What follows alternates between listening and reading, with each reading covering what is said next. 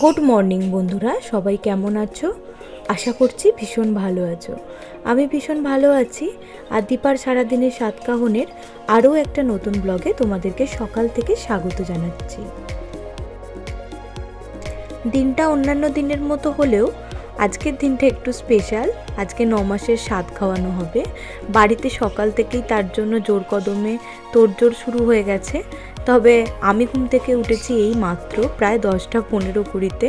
আর এখন উঠে আমি বাসি বিছানাটা ঝেড়ে নিচ্ছি, আর বিছানার চাদরটাও বদলে দিলাম। একটা নতুন চাদর পাতলাম। আজকে বাড়িতে লোকজন রয়েছে, তো মনে হলো অনেক দিন তো চাদর টাদর নতুন পাতা হয় না, গোছানো হয় না, তো আজকে একটু গোছালে ভালোই লাগলো। যে যার কাছে সকাল থেকেই লেগে পড়েছে। এখানে আমার হাজব্যান্ড সকালবেলা মাছ মাংসের যে বাজারটা সেটা করে এনে দিয়েছে, আর মা এখানে ধোয়াধুয়ির কাজ শুরু করেছে। আসলে আমাদের স্বাদের অনুষ্ঠানে মাছটাকে শুভ বলে ধরা হয়, আর যেহেতু বাড়িরই কয়েকজন লোক নিমন্ত্রিত, তো মাংসটাও হবে তার সাথে। তো প্রথমে আগে মাছের মাথা এগুলোকে ভালো করে ধুয়ে নেওয়া হচ্ছে, কেননা ওদিকে বৌদি অলরেডি রান্নার কাজ শুরু করে দিয়েছে।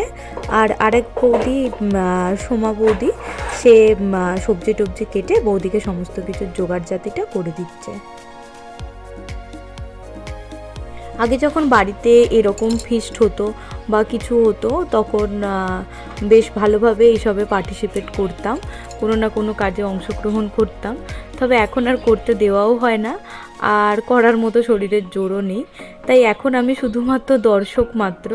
আমি শুধু দেখছি কি কি হচ্ছে, আর তার সাথে কিছু অংশ তুলে রাখছি, যাতে স্মৃতি হিসাবে আমার কাছেও থেকে যায় আর তোমরাও দেখতে পাও।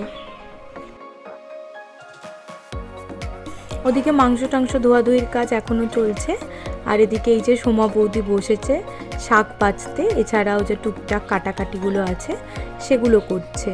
আর ওদিকে আমাদের রাঁধুনিকে তো কম বেশি আমরা সকলেই চিনি, টেপি রান্না করছে, আর ওকে সমস্ত কিছু জোগাড়জাতি করে করে মা আর বৌদি দিচ্ছে। এমনিতেই উঠেছি লেটে, তার মধ্যে সকালবেলা উঠে তো চা বিস্কুট খেয়েছিলাম, তো আর খিদে পাচ্ছিল না। এখানে একটা পিৎজা ধোসা এনে দিয়েছিল আমার হাজব্যান্ড, তো সেটা খাওয়া হয়নি, পরে খাবো বলে রেখে দিয়েছিলাম। পরে দেখছি এটা মানে প্যাকেটের মধ্যে থাকার কারণে না পুরো জড়িয়ে গিয়ে সবজি আর রুটিতে পরিণত হয়েছে। রান্নার কাজকর্ম শুরু হয়েছে পায়েস বসানো দিয়ে, তবে সেই সময় হয়তো আমি ঘুমোচ্ছিলাম।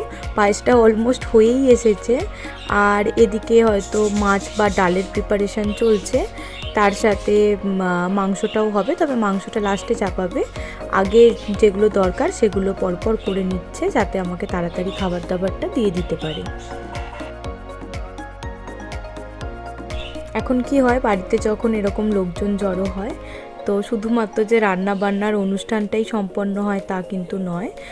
সবার সাথে থাকলে অনেক বেশি আড্ডা গল্প এগুলোও হয়, তো সেক্ষেত্রে দেখা যায় মনটা অনেক বেশি ভালো থাকে। আজকের দিনটাও সেরকমই একটা দিন।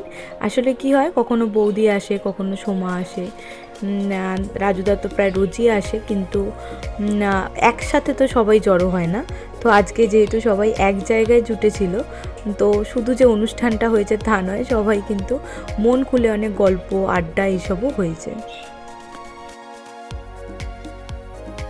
এদিকে মাছ ভাজাভাজির কাজ চলছে, আর এদিকে আমি গোটা মাছের মাথাটা খেতে খুব একটা পছন্দ করি না, বা এখন তো আরোই খেতে পারি না, তার জন্য লেজা দিয়েছে।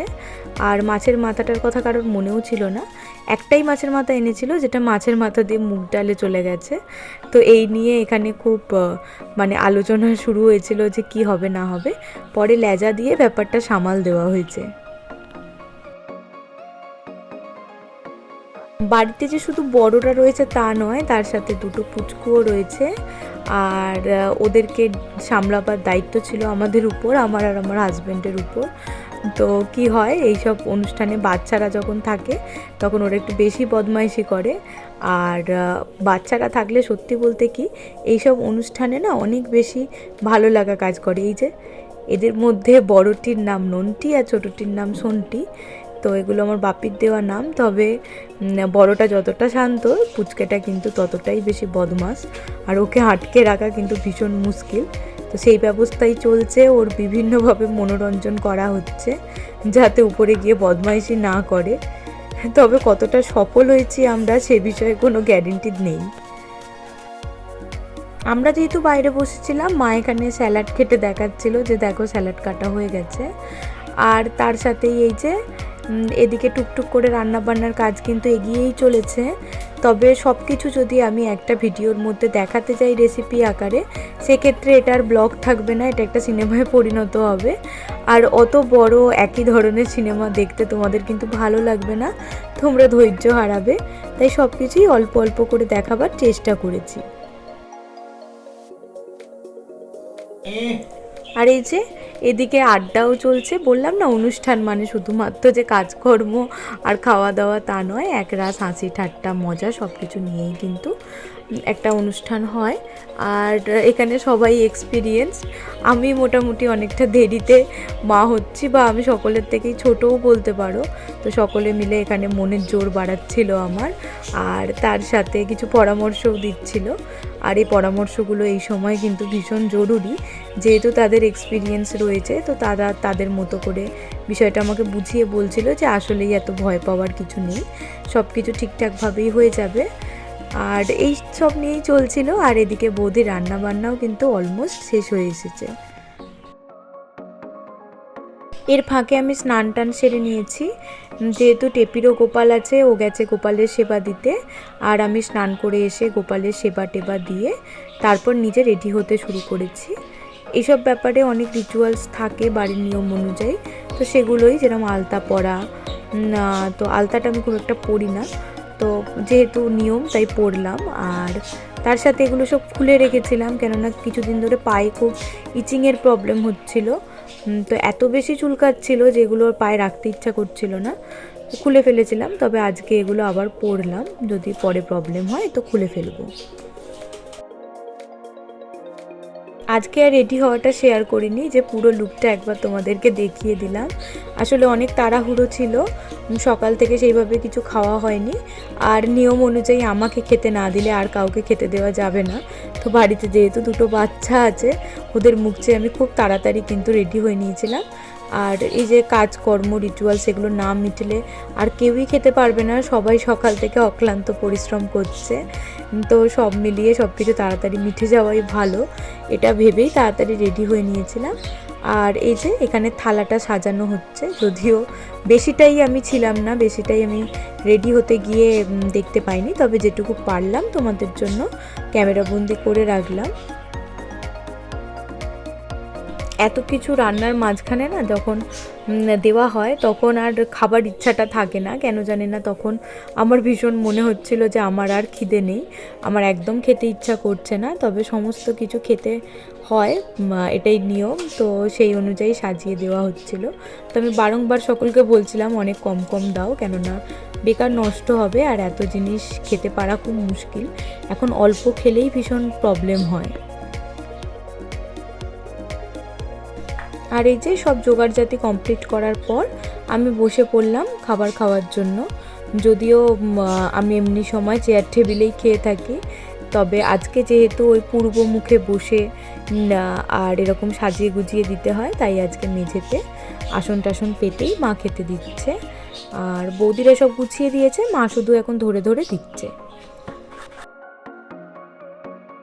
আজকে একদম কাছাকাছি ঘরের লোকেরাই ছিল, আর কেউই ছিল না। তো বিষয়টা হচ্ছে তারাই সকলে আশীর্বাদ করেছে, আর তার সাথে তাড়াতাড়ি খাওয়ার জন্য সবাই তাড়া দিচ্ছিল।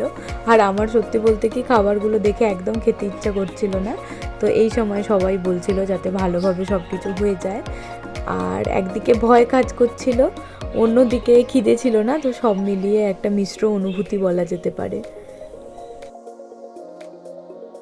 এতক্ষণ পর্যন্ত যদি ব্লগটাতে তোমরা আমার সাথে জুড়ে আছো আর এখনও পর্যন্ত দেখেছো, তাহলে তোমাদেরকে অনেক ধন্যবাদ জানাই।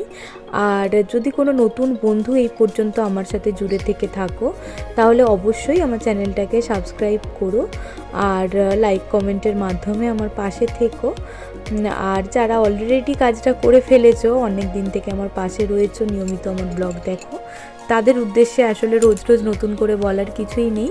শুধুমাত্র অন্তর থেকে ভালোবাসা আর ধন্যবাদই জানাতে পারি।